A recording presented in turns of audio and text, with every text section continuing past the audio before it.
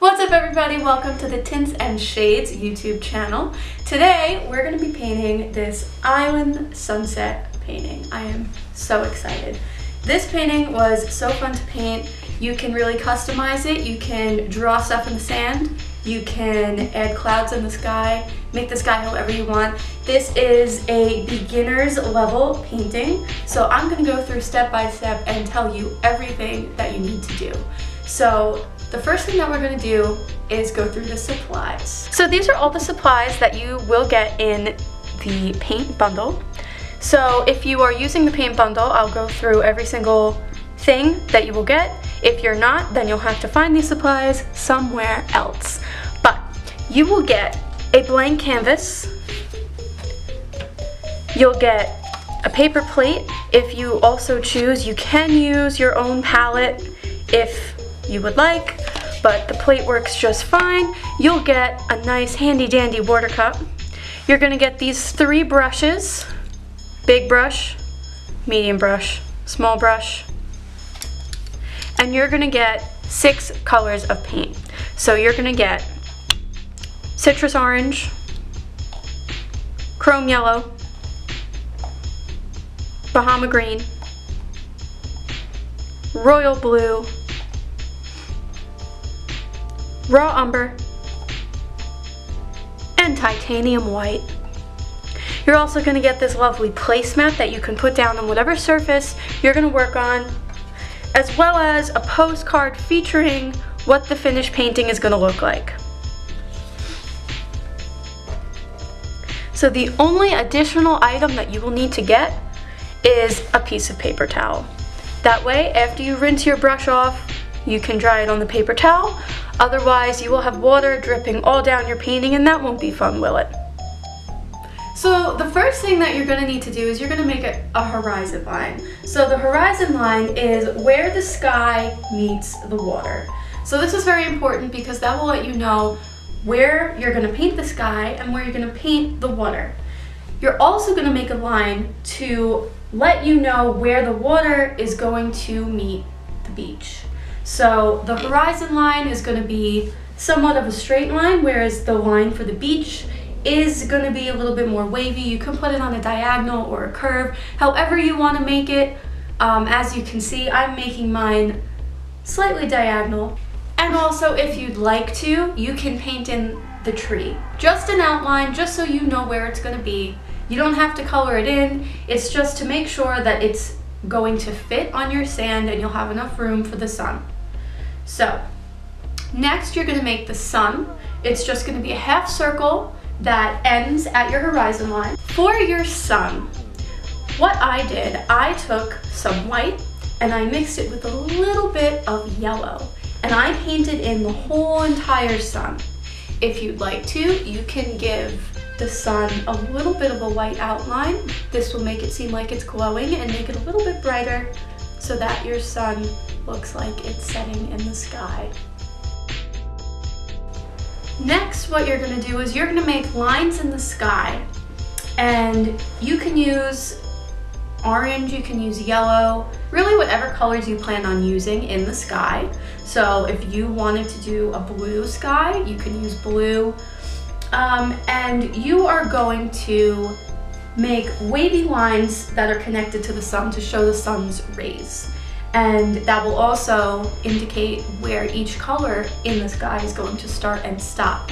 That way you can get this nice effect of different colors in your sky. Next, what we're going to do is you're going to pick what colors you want to do for your sky. I used yellow and orange together. And you know those wavy lines we did in our sky, the sun's rays? Well, each one of those is going to be a different color. So like I said, I used the orange, I used the yellow, and I just alternated orange, yellow, orange, yellow. So you guys can take a second and paint that in.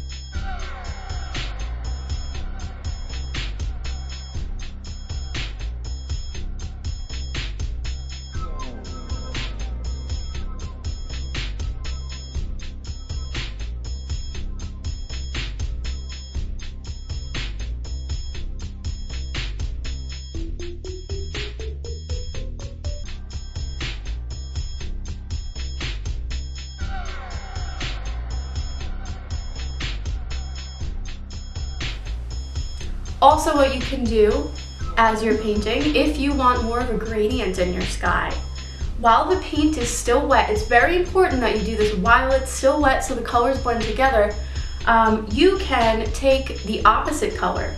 So if you're doing a yellow section and you take a little bit of orange, you can paint a little bit of that orange or opposite color into one side of that little section. So you can either do the side closest to your sun or the side furthest away from your sun. But make sure that if you do this, you are consistent. You want that color to be on the same side of each section in every section. You don't want one to be closest to your sun and one to be furthest away, because then it won't be consistent. So consistency is key. You can also do this with white. So if you decide, you can take some white and that will just lighten everything up.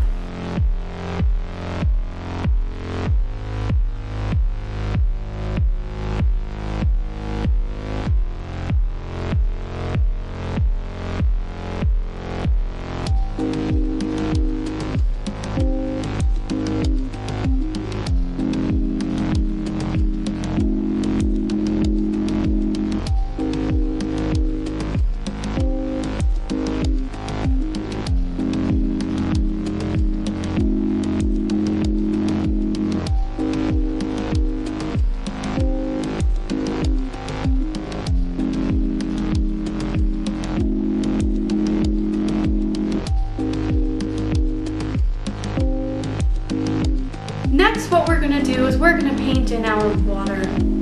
So for my water, I chose to use a combination of blue, Bahama green, and white. So I started off with the blue. I used the big brush, and I started off by painting right close to the sun, as close as possible on that water line. And I went about halfway and then I switched to green. I didn't rinse my brush at all. I just dipped right into that green so that way the colors would blend together and you'd get a nice gradient. And I'm just using horizontal strokes, almost like a U shape in some areas to make it look like waves. But you definitely don't want to overdo this motion because then the colors will get all muddy. You want a gradient, but you still want to see some of each color where the other one is. So where the blue is, you want some of that green to show up, and where the green is, you still want to see some streaks of blue. So definitely don't blend too much.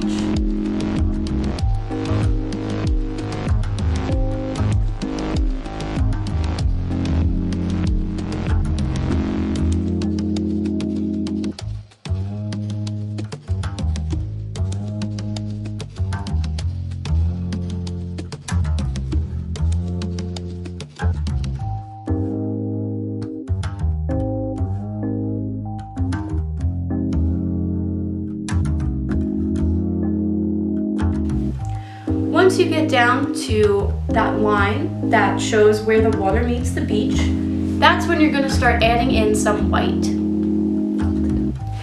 So you're going to add some white in down here. You can do that with your big brush, or you can switch to your medium brush, whatever you're more comfortable with.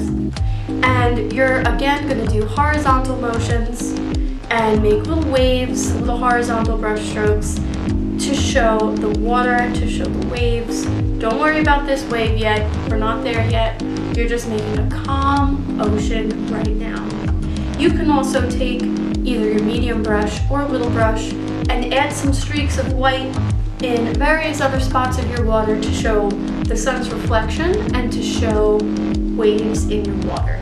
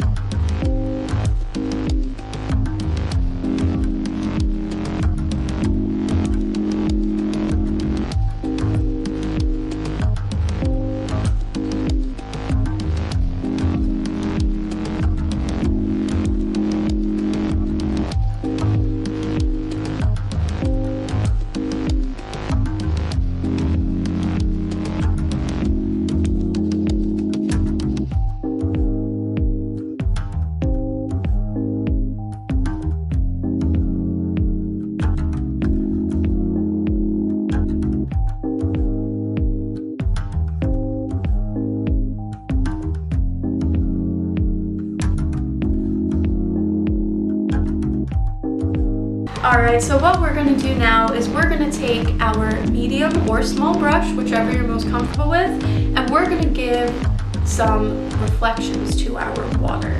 So our sun is setting, and because it's so close to the water, there has to be reflections. So you can take your small brush with some yellow and some white, because those are the colors that we use to paint our sun. And you're just going to make horizontal streaks right underneath where the sun touches the water. And you're going to do this to reflect the sun's light. So it's going to be like an upside down half circle type shape. You're not actually going to draw this shape, it's just going to be horizontal lines, as you can see right here. Next, we're going to be painting in our wave. You can use your medium brush to paint in this wave. You really want to mimic the color of wherever you're going to put this wave. So, in my painting, the area where I put my wave is right on the transition between blue and green. So that's why I mixed a little bit of the blue and green together and added some white, because the wave is going to be a lot lighter than the rest of the water. So to start this wave, you're going to start off with a half circle type of shape. And then you're going to create a line right on the top of that shape and bring it out. And then once you have the basic shape of your wave, you're going to switch to the big brush and you're going to take some of that paint that you just mixed. It could be the blue-green mixture with a little bit of white. It could be just the green, just the blue, whatever color you want to make your wave, as long as it's lighter than your